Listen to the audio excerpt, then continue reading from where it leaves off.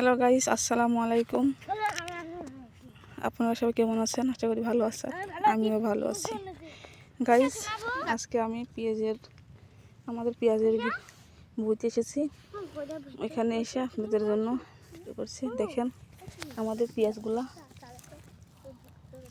অনেক সুন্দর হয়েছে, আল্লাহর রহমতে অনেক সুন্দর। গাইস, আমার আব্বু পেঁয়াজের ভুঁইতে ওষুধ দিচ্ছে। তা আপনারা বেশি বেশি লাইক, কমেন্ট, শেয়ার করবেন, তাহলে আমি আরও ভিডিও করার উৎসাহ পাবো।